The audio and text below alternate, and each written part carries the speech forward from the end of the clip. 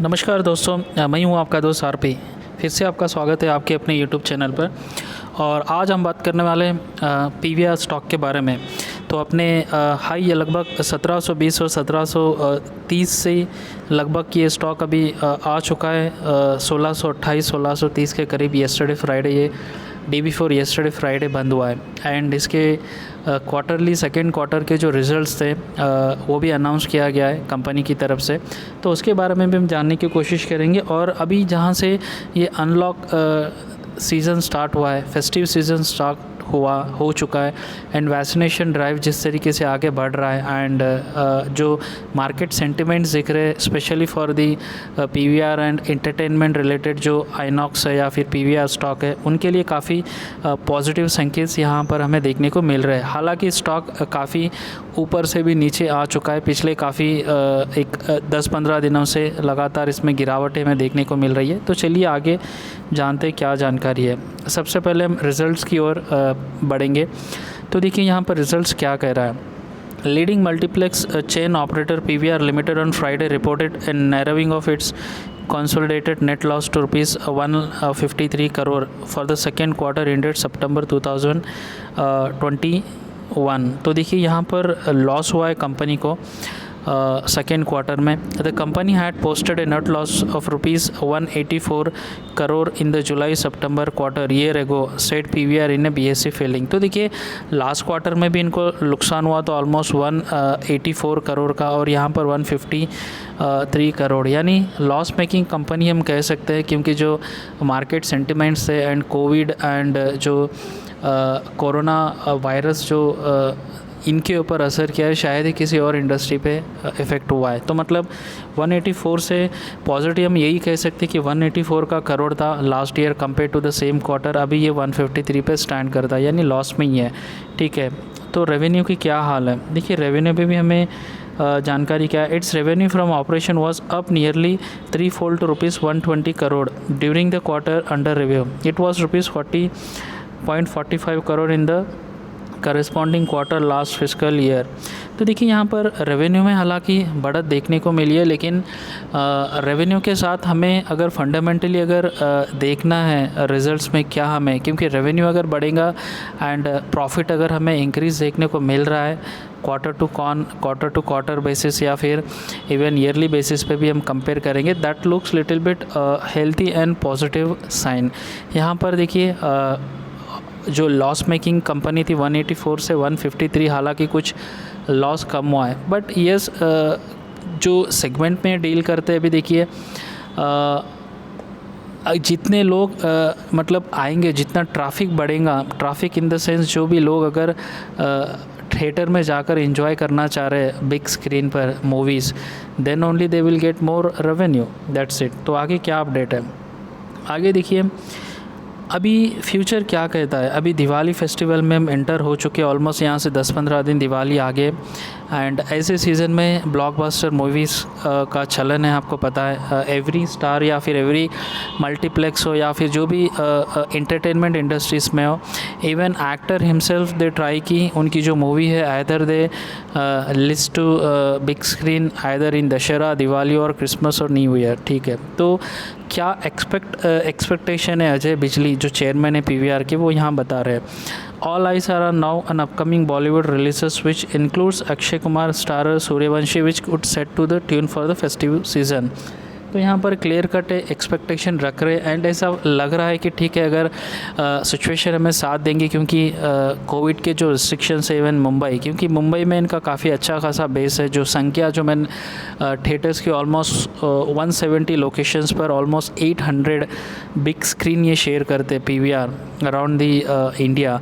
तो मोस्टली मुंबई महाराष्ट्र में इनका अच्छा खासा बेस है, बैंगलोर, मुंबई, हैदराबाद, पुणे, गुड़गांव, दिल्ली, इस सेक्टर में। तो यहाँ पर अभी रिस्ट्रिक्शंस ऑलमोस्ट डाउन हो चुके हैं, तो that is also looks very positive. ठीक है, उसके अलावा देखिए अभी पीवीआर का और एक मैं बात बताना चाह रहा हूँ, एज ए इन्वेस्टर या एज ए ट्रेडर हमें जानना आवश्यक है, क्योंकि अभी देखिए ओटीटी प्लेटफॉर्म का जो बोलबाला अभी ट्रेंड हमें देखने को मिल रहा है around the globe and even now India में भी इसका अच्छा खासा क्रेज़ चल रहा है कि आप देख रहे हैं अमेज़ॉन पे देख रहे हैं या फिर ओटीटी का अदर जो भी प्लेटफॉर्म्स है जैसे तेज़ी से आगे बढ़ रहे हैं, तो जिसके कारण इनको इस सेक्टर से भी अच्छी खासी चुनौतियाँ मिल रही है। ठीक है, क्योंकि लोग प्रेफर कर रहे हैं कि ठीक है घर पे ही बैठ के अभी टीवीज़ एंड स्क्रीन पर तो पता ही आपको कितने बड़े एलईडी लोग घर पर ही लाकर एक छोटा सा होम थिएटर बनाकर वो चलन स्टार्ट हुआ इंडिया में भी। तो काफ़ी लोग घर पे ही बैठ के चाहे मोबाइल में हो या घर पे ही हो थ्रू ओटीटी प्लेटफॉर्म अच्छे खासे मूवीज़ भी हो देख सक रहे हैं आफ्टर सम टाइम। तो यहाँ पे भी उन्हें अच्छी खासी चुनौतियों का सामना करना पड़ सकता है फॉर लॉन्ग टर्म, मैं बता रहा हूँ। तो इसके अलावा पीवीआर क्या करती है, केवल मूवी बताती है एंड वहाँ से रेवेन्यू जनरेट होता है? नहीं।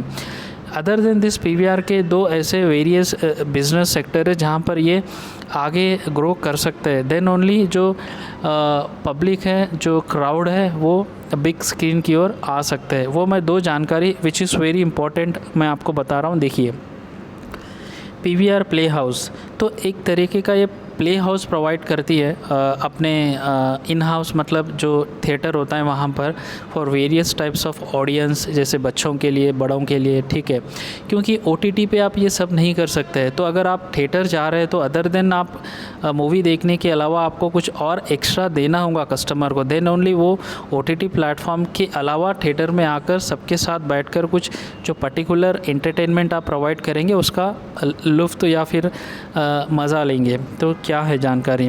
PVR playhouse, the idea behind PVR playhouse is to give kids a space where they can watch movies that engage them in the way they want, aimed at 3 years to 12 years olds. The playhouse includes a special 49-seater movie auditorium showcasing children's movie animated content.